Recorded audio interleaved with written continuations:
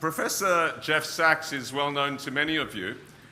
He's the Professor of Sustainable Development and Health Policy and Management at Columbia University, and also since 2002 has been Director of the Earth Institute, which is a remarkable grouping of people across the university working on many of the biggest challenges of our time. He's been a special advisor to the UN Secretary General, Kofi Annan, and now the new UN Secretary General. And between 2002 and 2006, he was director of the UN Millennium Project. Before that, he was at Harvard, where he was professor of economics and director of the Harvard Institute of International Development. And he was a professor there from the age of 29, one of the youngest economics professors ever tenured at Harvard.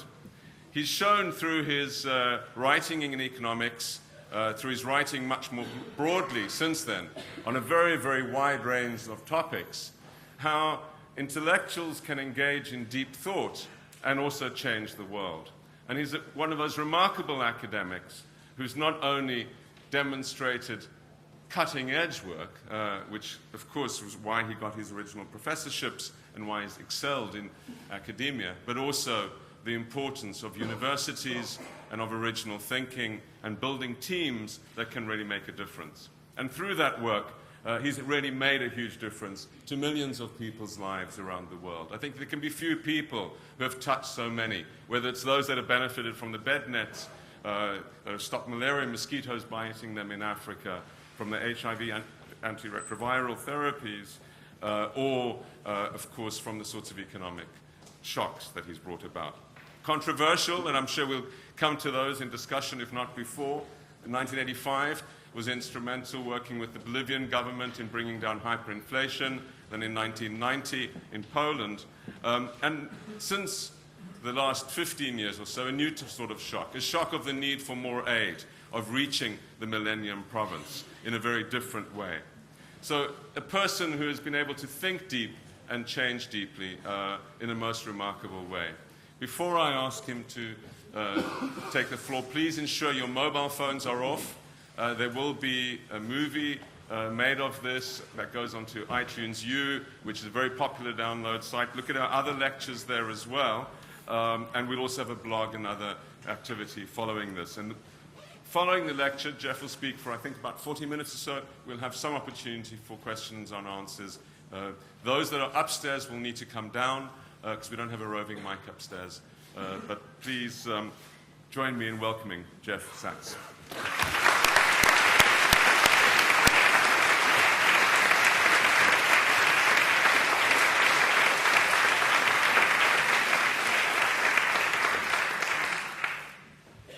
Ian, thank you very much. What a pleasure to be here, and thanks especially to the students. This is for you because you're about to inherit and soon lead a truly mixed-up world. And you're going to have to straighten it out because it's not going to be straightened out in time for you to simply enjoy this wonderful world. It's actually going to be a world filled with very deep puzzles and very harrowing risks, unfortunately. Some of the risks are obvious. We fight wars we have no business fighting. We look for military solutions to problems that absolutely have only peaceful solutions to them. These are just stupidities of our species that go way back and that continue till today that we're not going to end necessarily all of a sudden, though we ought to be able to learn from our mistakes. Some of these challenges are going to be unique to your time. The first ever time that the world will have to grapple with truly global scale crises in a truly globally interconnected system where the ramifications of failure in any part of the world, whether it's in finance or whether it's in disease control or whether it's in the area of climate shocks, now will impact all parts of the world, often in cascading ways that are very hard to anticipate, but which can lead to global and amplified crises. So that global challenge, in my opinion, is your challenge. I'm going to talk about fixing economic governance, and I'm really talking about fixing economic governance to achieve sustainable development. Because in my opinion, this is the defining challenge of our time and especially of your generation. I don't think a problem is going to arise or a day will go by when some aspect of the sustainable development challenge isn't really front and center, whether it's an energy crisis, water stress, an emerging infectious disease like H1N1 that has suddenly reached global proportions, climate shocks, environmental refugees that will lead to any rest for you. So when I talk about making economic governance work, I'm talking about the challenge of global governance. Global governance in a world that does not have a global government. We don't want a global government. We're not going to have a global government.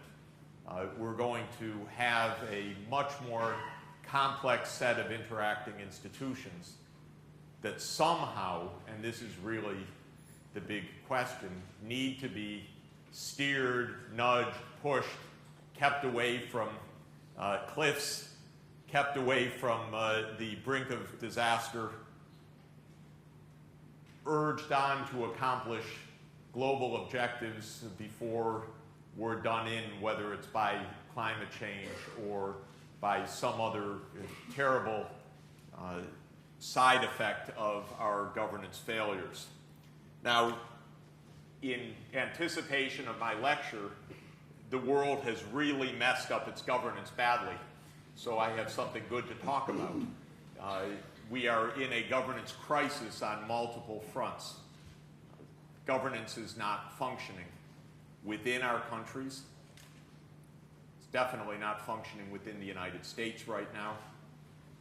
We, after all, have recently led the world into its biggest economic crisis in 3/4 of a century, and it's no doubt, in my view, a US-led crisis. It's not functioning at a global scale. 17 years ago, we signed a framework convention to control climate change, the UN Framework Convention on Climate Change, which was signed in 1992 and ratified in 1994. We're 17 years later, nothing has happened, I would say, to really deflect the curve of anthropogenic greenhouse gas emissions. We're a few weeks before the next meeting. Maybe some kind of agreement will be patched together by that time so that one can have some sense of forward motion. But even after we sign that, the curve of greenhouse gas emissions is going to continue to rise pretty steeply and perhaps at an accelerating rate for many years to come, no matter what is signed in Copenhagen later this year. So these are examples of economic governance gone wrong.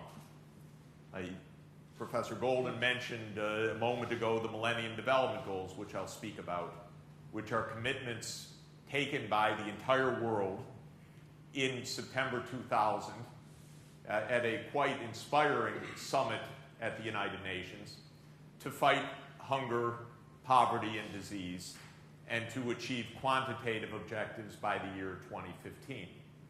We are far from achieving those goals, even though they are demonstrably achievable. They're practically achievable. The world actually agreed on a pretty coherent way to achieve them in a set of resolutions of governments, for example, at a conference on financing for development in Monterrey, Mexico in March 2002. And then at an important G8 summit, which took place in the UK in 2005 in Gleneagle, Scotland. And then at the General Assembly later that year in September 2005, when many very specific initiatives were adopted by the world. And yet those have not been carried out. That's a failure of governance as well. They've not been carried out not because they're impossible to carry out, because they were a pipe dream, because they were an unreality, simply because we chose not to carry them out. That's all. Governance did not work. I'm often told, and of course I'll come to it shortly, that the kind of money that would be needed to do this isn't available. But every year, whether it's in the deepest downturn in modern history or whether it's in a recovery year, Wall Street bankers take home more in their bonuses than the United States of America gives in its development assistance. 30 billion plus in Wall Street bonuses and something on the order of $20 billion for development aid, maybe $25 billion right now. So this is the incommensurability of our goals, and it is another sign of failure of governance. No doubt governance is a complex challenge, and I believe the complexity of global governance is another order of magnitude greater than national governance and qualitatively distinct and requiring new kinds of institutions. At a global level, we're essentially living with the institutions still of 1945, and that's another major challenge. We've had institutional rigidity. I'll try to explain why, but we will not be able to succeed without a new generation of institutions as well, because those are the regularized procedures by which we accomplish global objectives. And without improving our institutions, we won't be able to achieve our objectives. So what I would like to do is talk about the complexities of the world in terms of governance, some of the obstacles to good governance, some of the ways forward, and then leave ample time for good discussion. And when you stand up to discuss something, it doesn't have to be a question, it can just be a comment. So I want to have a discussion, I don't want to just have a Q&A. I think there are 4 fundamental governance challenges that I want to put forward. They're all interconnected. One could parse them 3 ways or 5 ways or 6 ways. I happen to think of them as 4 kinds of governance challenges right now. And they are managing instability in the global economy. And by the way, when I talk about governance, remember, I'm talking about economic governance. There are lessons for military and security governance and for other aspects of our global societal challenges, but I'm talking about managing the global economy. So the first is instability.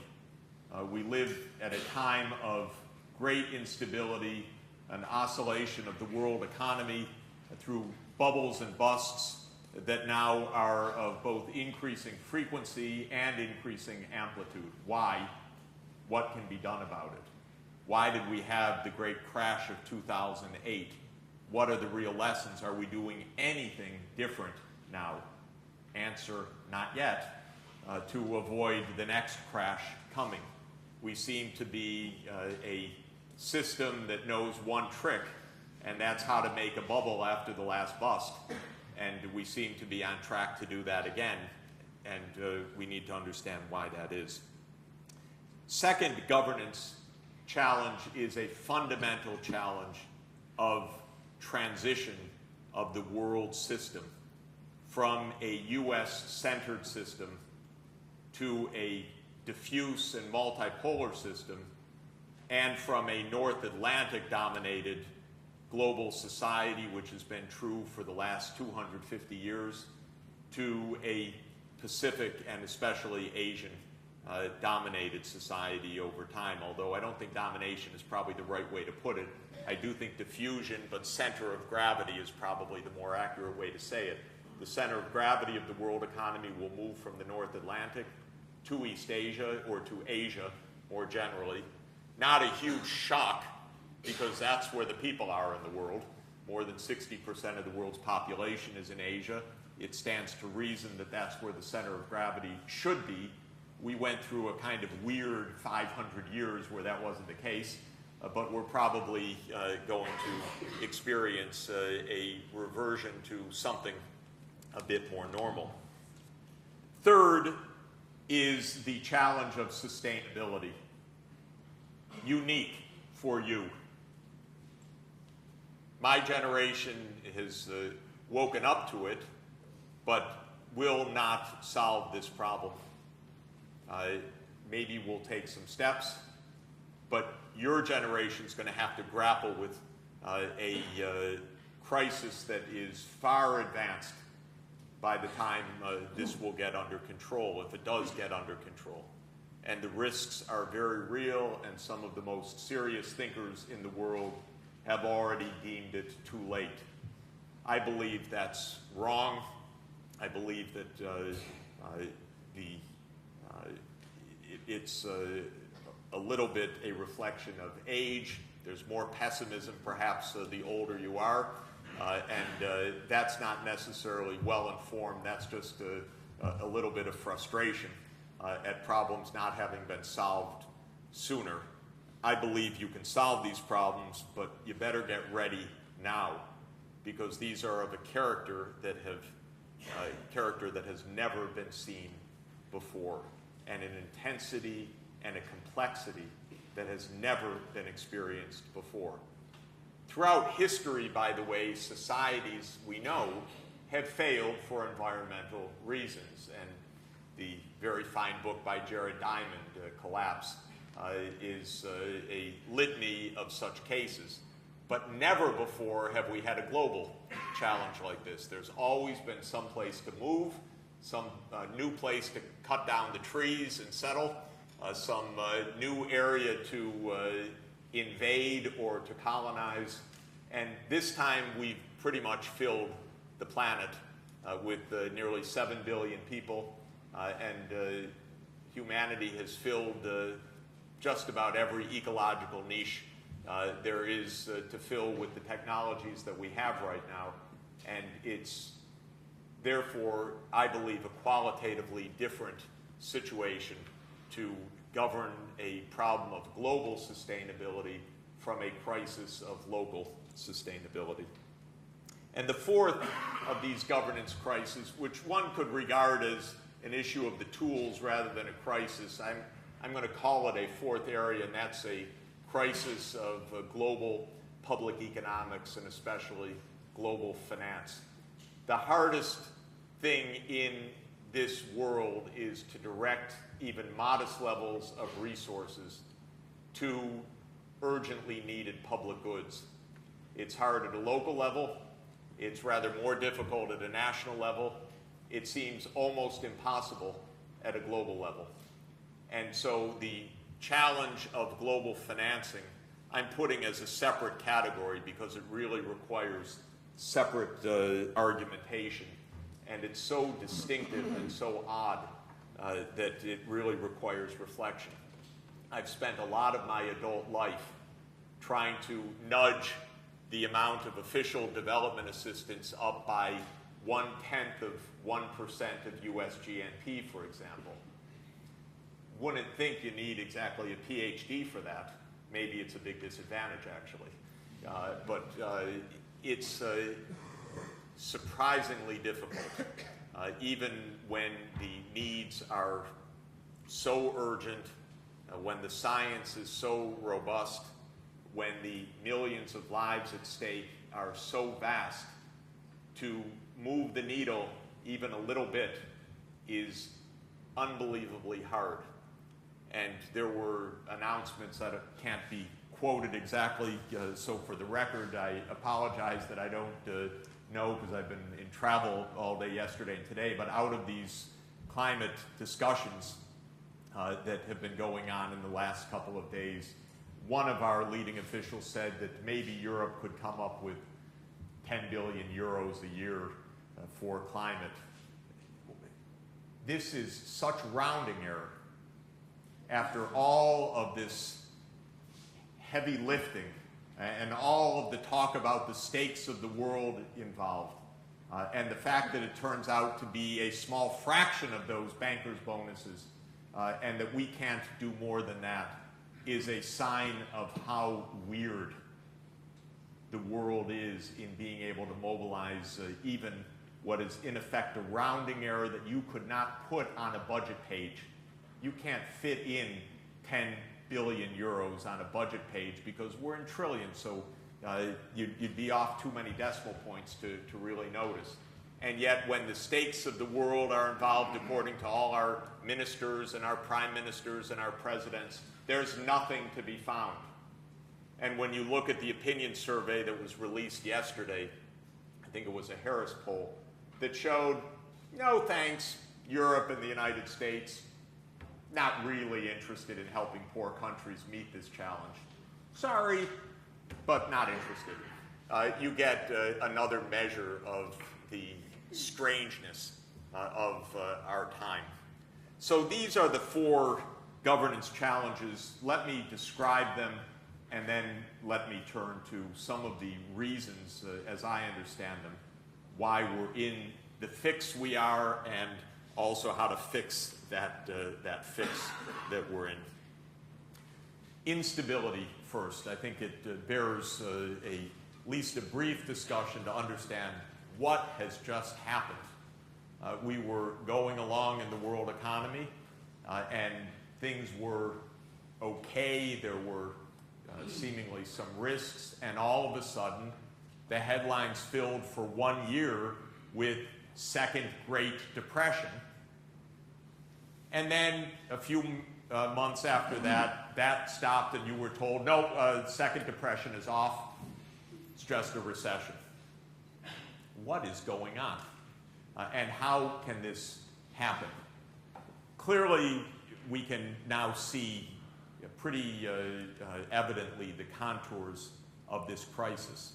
And I think the right starting point to note is that it is the biggest of recent booms and busts, but one in a series that has come with increasing frequency and increasing amplitude.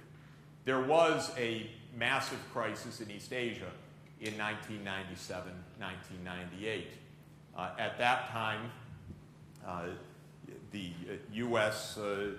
Promptly sent its leading emissaries over to tell East Asia that they were a wrecked society and a corrupt society, and that they should undertake some fundamental reforms to be like the United States, which, after all, really knows how to govern. The East Asian crisis had a few years of intense pain, and then seemed to subside, and East Asia began to grow quite rapidly again. It was only 3 years after that that the United States went through a massive bubble and collapse, this time in the stock market, and related, of course, to the dot-coms, the internet bubble of 1998 to 2001, where you just had to announce that you were setting up petfood.com and you were a billionaire. Then you would do an IPO and you'd be worth $10 billion. If you forgot to sell your shares, you were worth zero a few months later. And if you did sell, someone else was worth zero a few months later. And if you happened to take over some blue chip enterprise like Time Inc., taken over essentially by AOL, or other major phone companies taken over by some of these dot-coms, you bankrupted that company as well when you went down. Then, surprisingly perhaps, that led to a mild slowdown. Then the economy recovered again, and It was 5 years after that that we started to hear the room rumbling again, and it was in 2007 that something really seemed to be very wrong.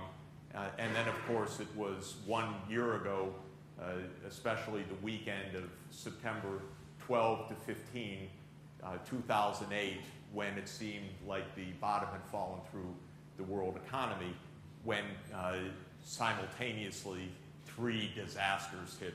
Lehman Brothers went bankrupt, and Merrill Lynch had to be pushed into the arms of Bank of America, and AIG, the world's largest insurance carrier at the time, was intervened and became owned and operated by the U.S. government. So what do we make of this? I think there are a number of aspects of this instability to note. First, all 3 of these crises, actually, even including the East Asian crisis, originated in Wall Street and originated with the United States. All 3 of them began with a period of very expansionary monetary policy by the U.S. Central Bank. And what's notable is, because of the unique position of the U.S. currency in the world, all 3 of these crises radiated from a U.S.-led crisis to a global crisis. That's really the meaning of the U.S. being at the center of the world monetary system. It is, in many ways that can be defined, how foreign exchange reserves are held, how exchange rates are defined, how exchange rate policy, I should say, is carried out, how interbank relations operate, how implicit and explicit rules of the game in the financial markets are decided. All 3 of these were the fruits of monetary policy combined with financial market regulation, or, as the case was, actually deregulation. And so these were crises that had their origins in U.S. politics and in the remarkable asymmetric role of the U.S. in the world economy. I'd say, without going into a full diagnosis till a few minutes from now, that all of them had a foundation in 2 simultaneous phenomena. One was a central bank under the direction of one central bank chairman, Alan Greenspan, over a period of 20 years, of hugely expansionary monetary policy.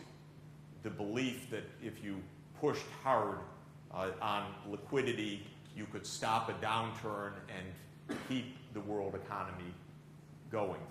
Second was a belief, of course, that financial market deregulation was a way to allow, or at least it was phrased this way, was a way to allow a global financial system with innovative characteristics to take hold. And of course, the main innovation we've gotten is a period of profound crisis, one after another. The most specific aspect of this crisis, of course, was the rise of a certain class of financial instruments, and in the most recent episode, the rise of credit default swaps as an unregulated new addition to the world financial system that almost, I believe, single-handedly played the decisive role in this crisis. Credit default swaps, to remind you, are a form of insurance policies which an insurer, in quotation marks, writes to someone who pays a premium, and in the event that assets that are insured fail, especially bonds, the insurer covers the losses. And while this is not formally insurance under U.S. regulation, it's categorized as an unregulated derivative instrument because it's a derivative on a bond that may or may not pay off in the end. It was the allowance of a mass, unregulated new market to develop that at the core played its role in this third of these booms. In the earlier ones, there were other kinds of innovative financing that took hold. What happened? In this bubble that has just burst, these instruments, credit default swaps, which gave the appearance of making all sorts of other financial assets safe because there was insurance behind them, supposedly, rose in outstanding amounts from zero in 1998, 1999, negligible outstanding CDS, credit default swap balances in the year 2000, up to $62 trillion of outstanding credit default swaps in the first half of 2007.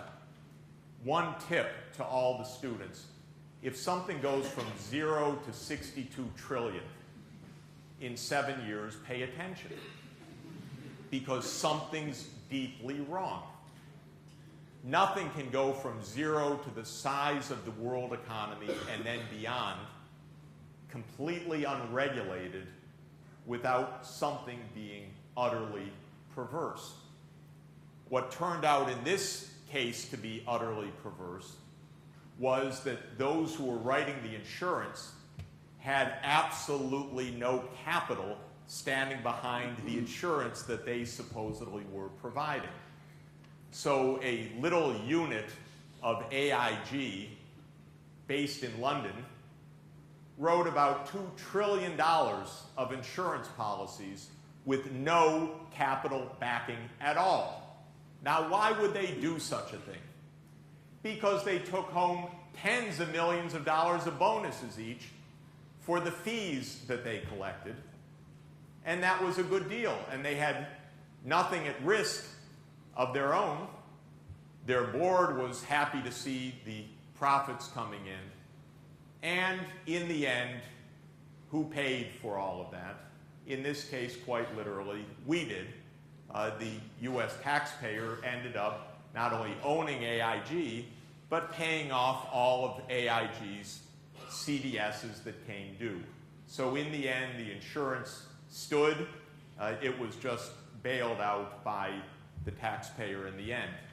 As a final measure that created a little frisson of excitement, as this little unit in London nearly destroyed the world economy, they did ask for their last $166 million of bonuses and received them. And the US administration stood by and said, that's okay. They need to retain their best workers. And this will raise, I think, the best piece of evidence of what's really going on when we turn to that in just a moment. Now, the second challenge of transition is intimately connected with this. One of the things that's odd about the global system right now is the continuing US dominance of the rules of the game and the ability to do damage. And my assertion would be that the US dominance that underpinned the global institutions that we have today and the role of the dollar really nearly disappeared already 20 years ago, but is now only like the cartoon character who's run off the cliff but doesn't yet realize that there's no ground there, so they have a few frames while they just stand there in thin air. And this is the United States at this point, in my opinion. Not that it's about to collapse into the deep gorge, but rather that the dominance that underpinned the World War II settlement, the United Nations institutions, especially the Bretton Woods institutions, and the centrality of the dollar, which did take a step down after 1971, but which really held in as the center of the world monetary and financial system, can no longer bear this weight. We're in an extraordinarily complex period. And for understanding this, I think it's wonderful to go back to one of the classics of political economy, the studies of Charles Kindleberger of MIT, an economic historian who studied the economics of the Great Depression. And his argument about the Great Depression was a political argument as well as an economic argument. He said that the reason that the Great Depression was so badly managed was that Britain could no longer be dominant, but the United States was not yet ready to lead. And so there was an interregnum of what Kindleberger called the economic hegemon.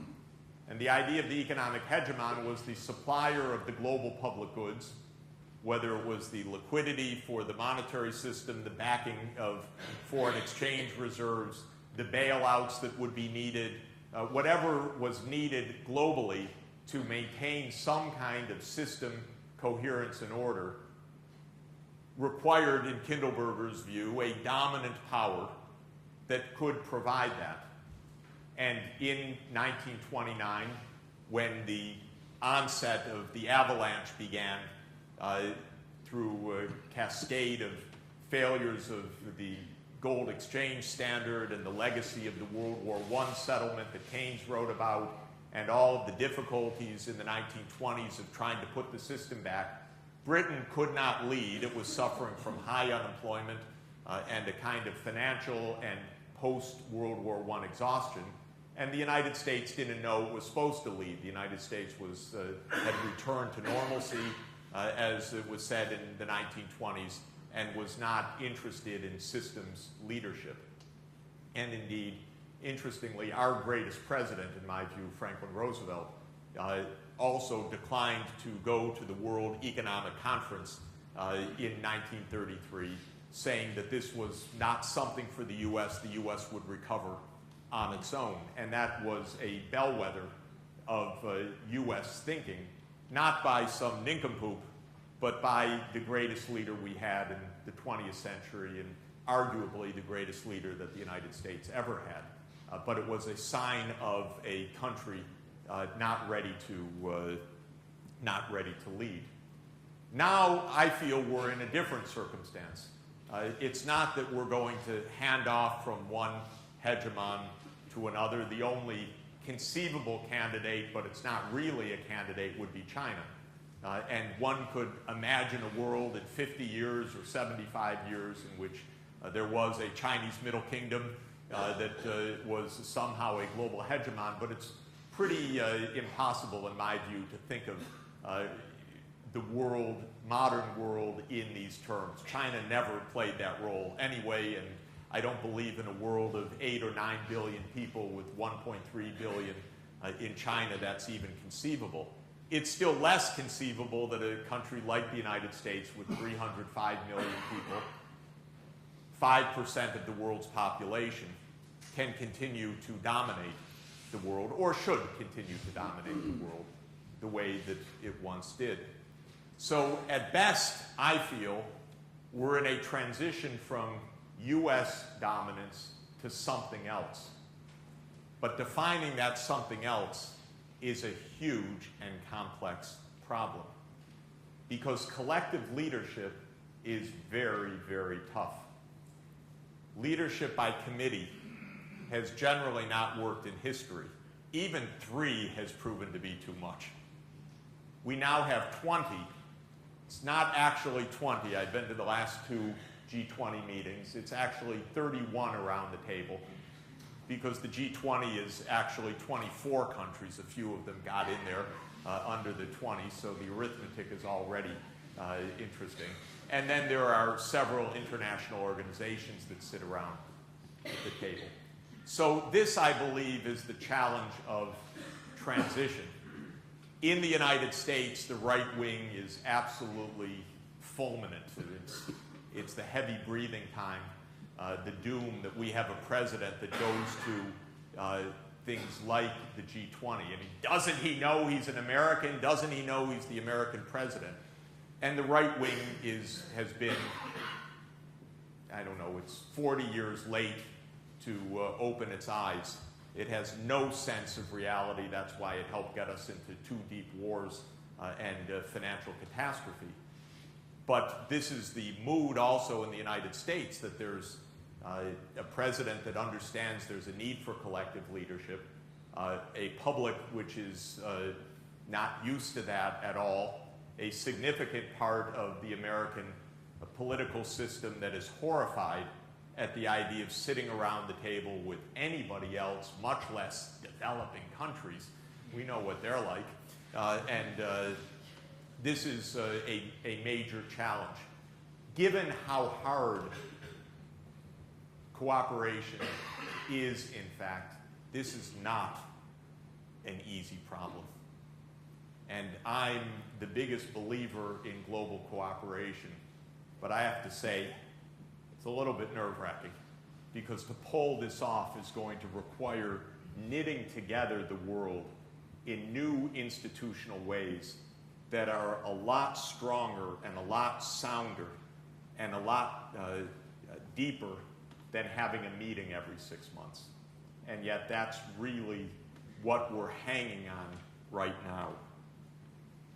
Now, the sustainability crisis is the hardest of all of these, because even if the world were going on just fine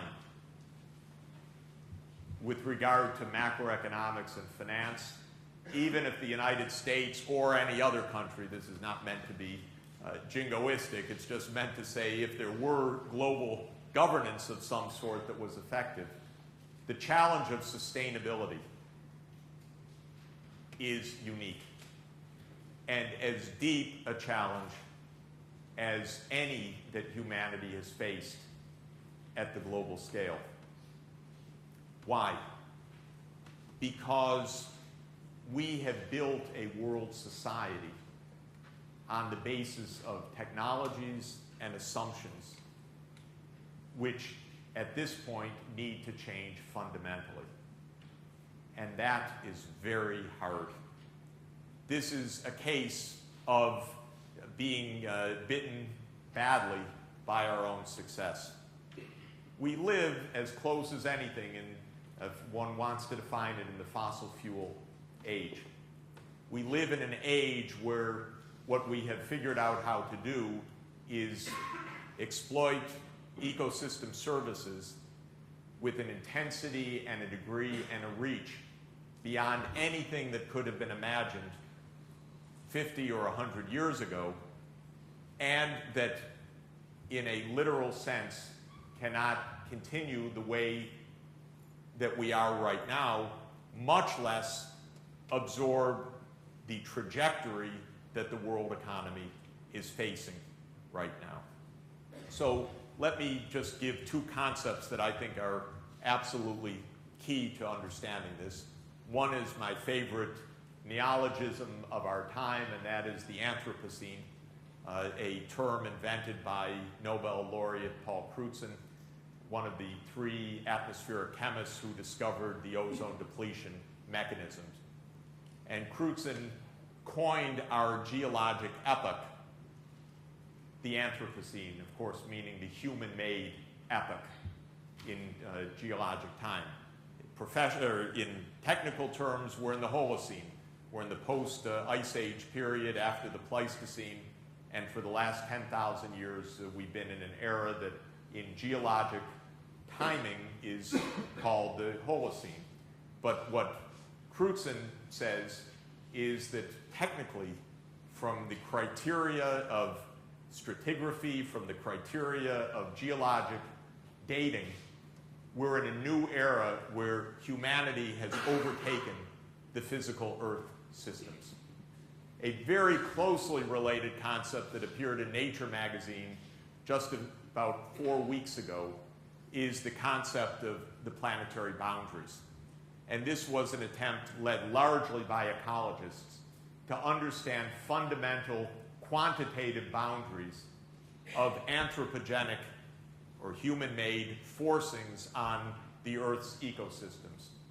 They identified a series of key human forcings, for example, the appropriation of photosynthesis by human beings, the deposition of nitrogen and phosphorus by our use of fertilizers to feed the 6.8 billion people on the planet.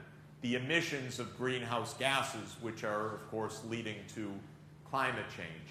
The consumption of fresh water by the more than 50,000 major dams on rivers around the world, or by tapping groundwater at an unsustainable rate in the Indo-Gangetic Plain or the North China Plain or the Ogallala Reservoir in the American Midwest or the Central Valley of Mexico, other high populated areas where groundwater is the basis for civilized life, especially for irrigation, but also increasingly for industrial use and for production of power because of the use of water for cooling.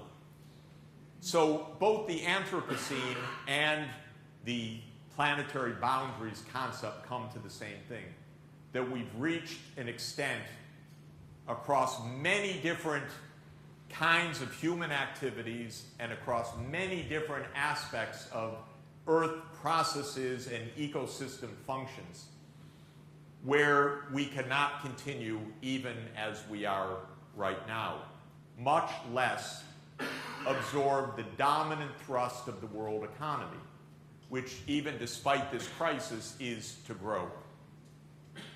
The dominant force in the world economy is the catching up of large developing regions in the world by absorbing and rapidly deploying and often fundamentally improving technologies that are enabling a level of economic catch-up which has never been experienced in human history before. So the dominant economic fact of our time is not the oscillations of instability, though that's very dangerous. It is China's economic growth since 1978, or India's dynamic economic growth since 1991. When Deng Xiaoping followed Mao and opened China to international trade and declared that to be rich is glorious and unleashed private and non-governmental activity in China, the Chinese economy has achieved about 10 to 12% per year economic growth, cumulative, for 31 years now. And this year will be no different. And that's for 1.3 billion people.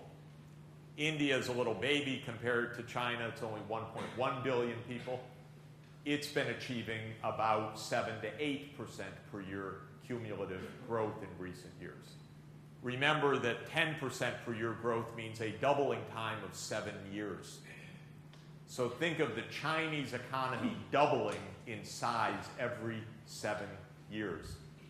Think of that over a 30-year period. That's 4 doublings plus a bit. It's a 20-time increase of the Chinese economy over a 30-year period.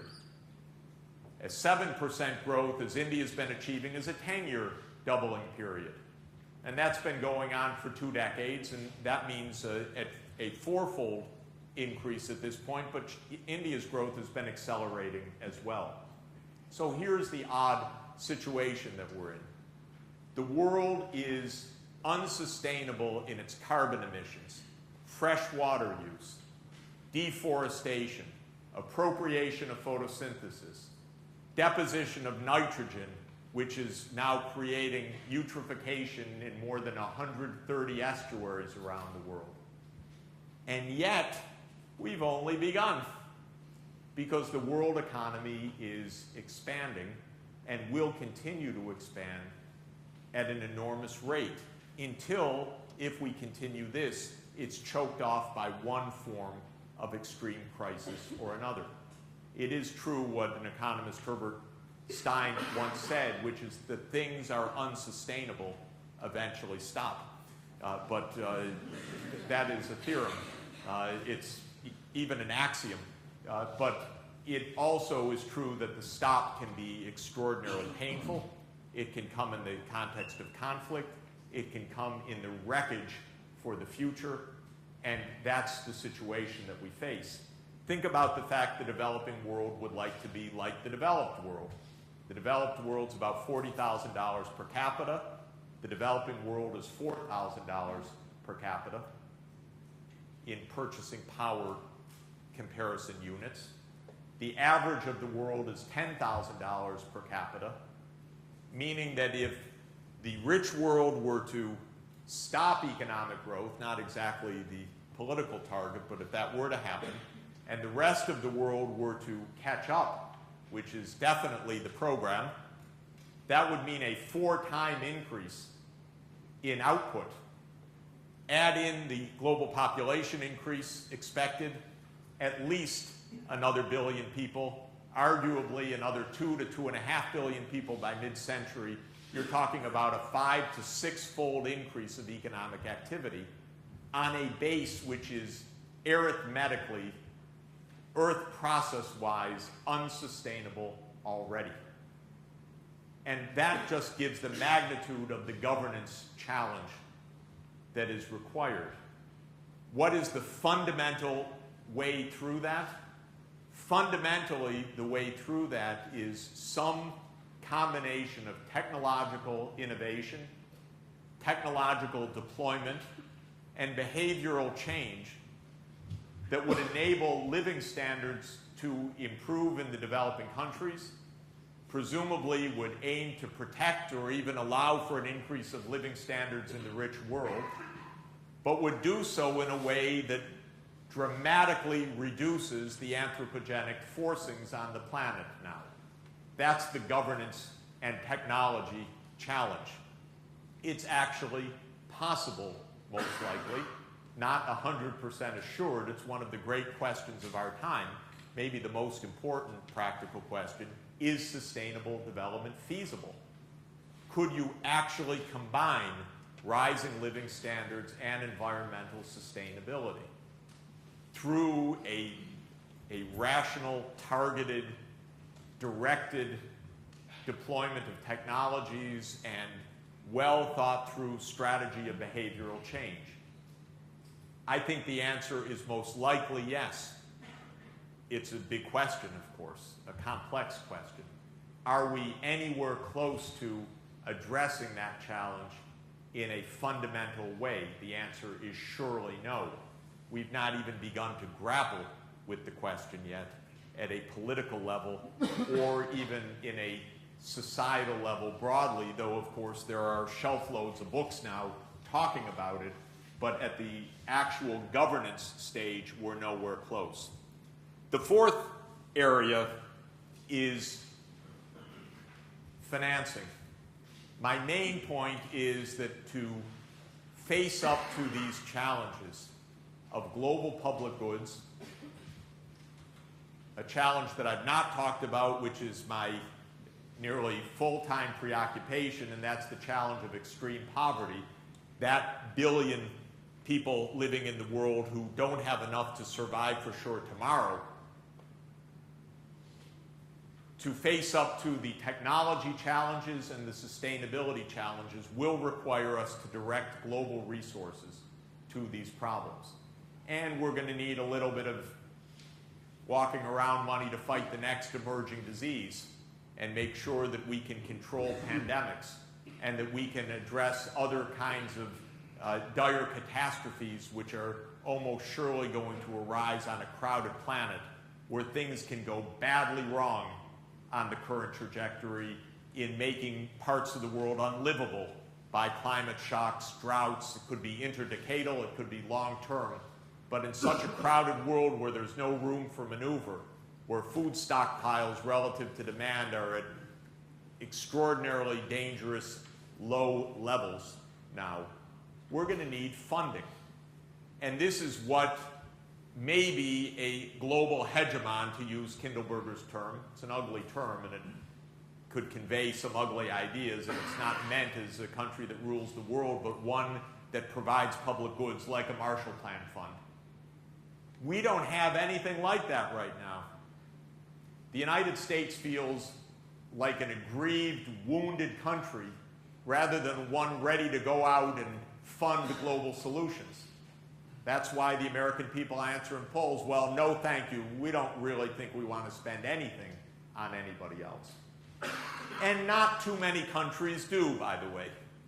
So we get the grand concepts, we get the statements by our political leaders that we're going to fight extreme poverty, that we're going to control disease, that we're going to fight famine, that we're going to introduce new sustainable energy systems, but then try to find a buck to do it.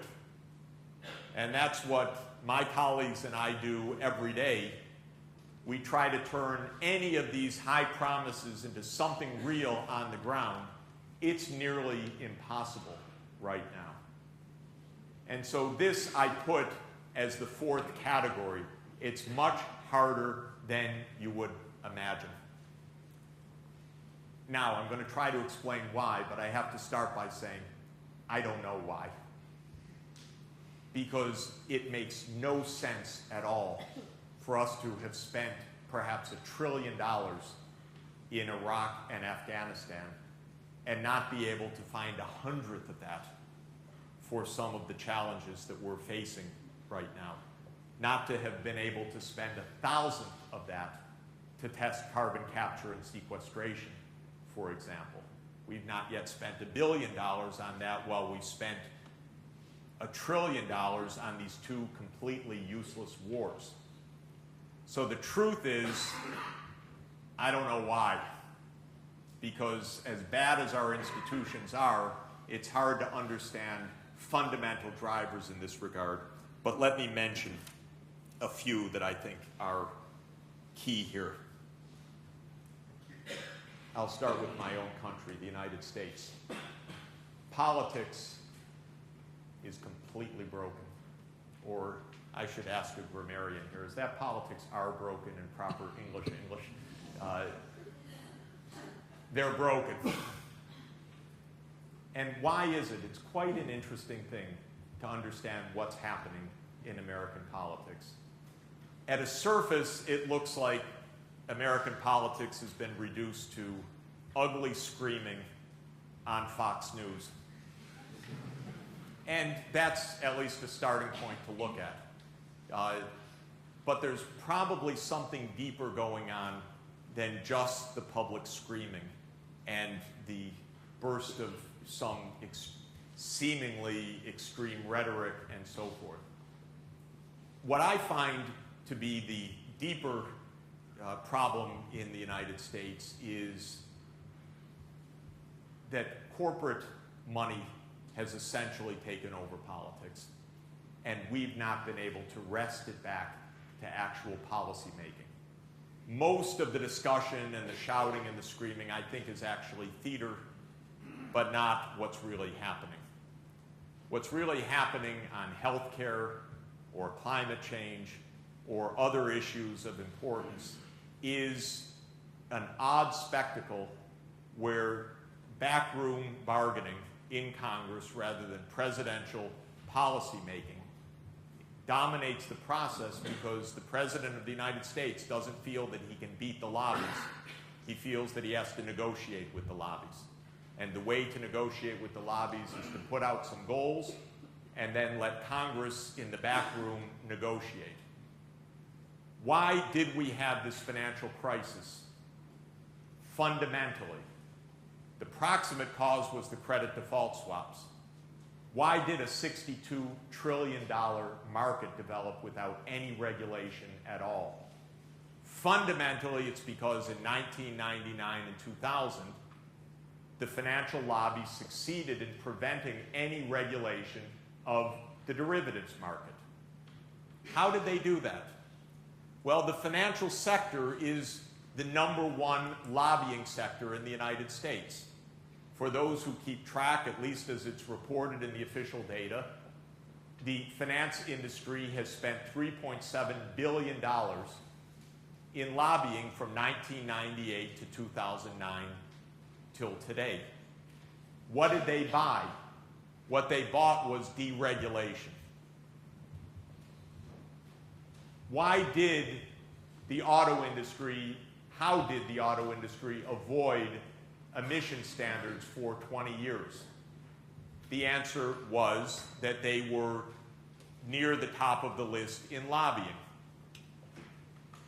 It has been my new theorem that lobbying is so successful that you can lobby your way all the way to bankruptcy. You can set rules of the game so reckless that you actually drive the system to collapse. Who's the number 2 lobbying sector in the United States? The one that spent only $3.6 billion over the last 10 years. That would be healthcare. So when you look down the list, you could find it at opensecrets.org, for example. The documentation of lobbying by sector, by staff, the revolving door politics, the fact that truly Goldman Sachs, different Sachs, I want to make clear, no evident relation that I've been able to find in any family tree, Citigroup and others have not only had the largest lobbying outlays, they've had, of course, the revolving door to nearly every top position of finance in the White House, among advisors, in the Treasury, in the securities industry. Who's the new securities SEC enforcer just appointed? Former Goldman Sachs representative. Who was called in to manage the bailout operation? Former Goldman Sachs. Who are all the advisors? You get the point. And this, I think, is our number 1 challenge. I pointed out, I'm going to take about 7 more minutes. I pointed out because there was a theory in 1945 by Hayek that said if you control the economy, you'll put yourself on the road to serfdom. And he warned in the 1960s that the social welfare state could do that. I think he got it completely wrong because, after all, the largest government spenders in Europe, the Scandinavian countries, have by far the most robust and honest and least corrupt democracies.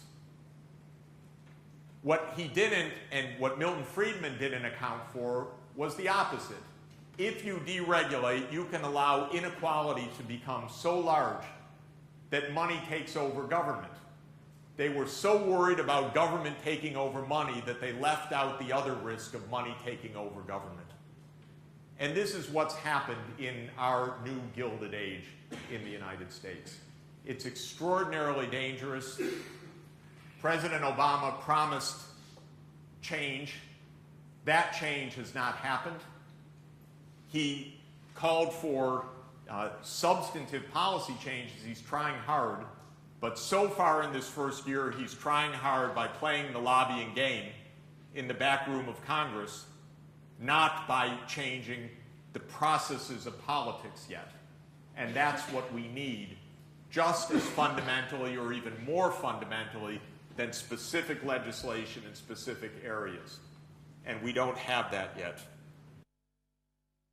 But those communities are surprisingly voiceless at crucial moments. These entire climate negotiations have taken place in the last 2 years without systematic inputs of expertise. Of course, experts have had their say, but not systematic ways to bring knowledge to bear.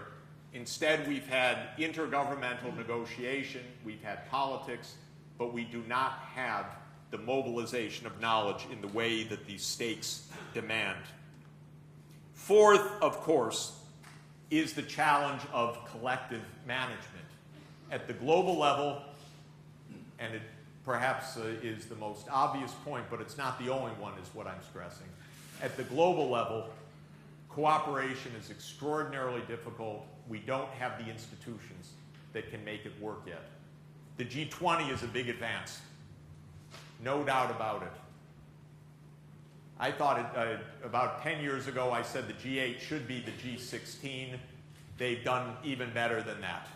I'm happy about that. We now have about 4.2 billion people represented around the table, by my count.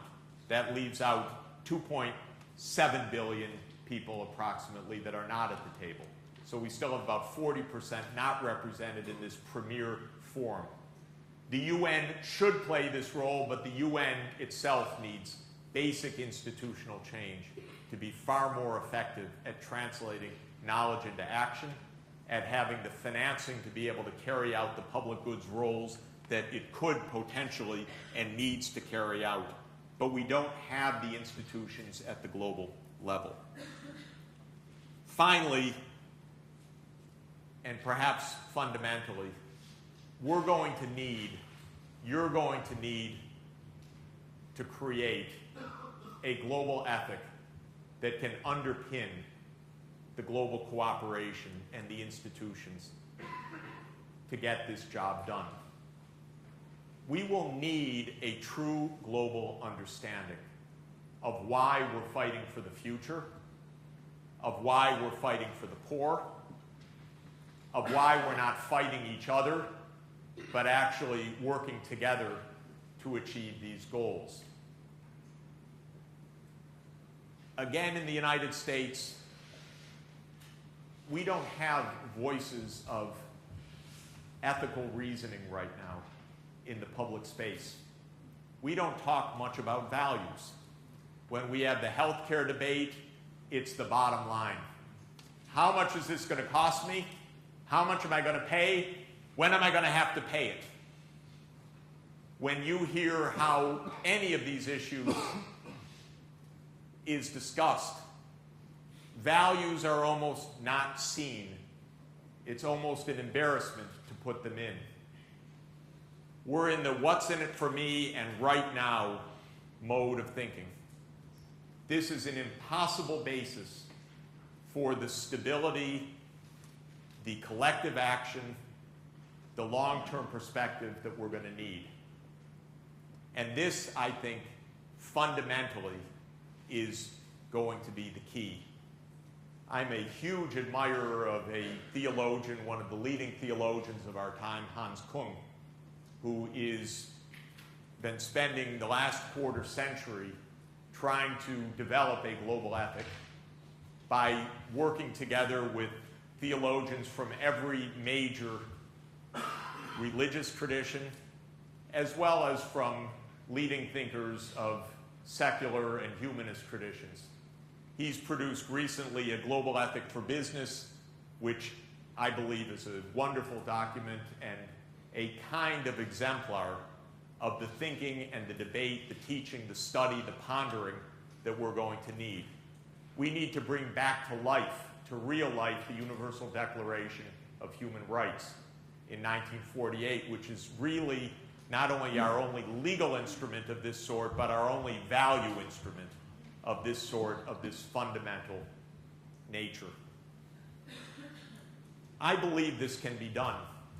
My experience now working in about 130 countries in the world over the last quarter century is that I've yet to find a place that isn't fundamentally thinking about its future, its children, its chance for a place in the world, that isn't far more concerned with where the food and the water is going to come from than the high politics and big ideological debates. And it seems to me that this is the basis for a joint effort, if it's understood that the world faces a crisis that is shared by everybody. It's a logic that was used wonderfully, and many of you who know me know I always like to refer to this because, to my mind, it's the premier example of our time of constructing a path to cooperation by envisioning the values that can make it happen. When John Kennedy, after the Cuban Missile Crisis, said that we need to find a way to peace with the Soviet Union. And I think the experience of having been literally one of the two people in the world, Nikita Khrushchev the other, who bore the full weight of all the world's survival and all the future of the world on their shoulders alone, And remember how Kennedy's advisors said bomb, bomb, bomb at the beginning.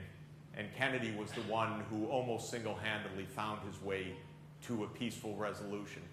I think peering into that abyss taught something that made the last year of Kennedy's life absolutely the most remarkable year, single year of any presidential leadership, because he knew something needed to change. And he gave a speech, which is my favorite speech of an American president.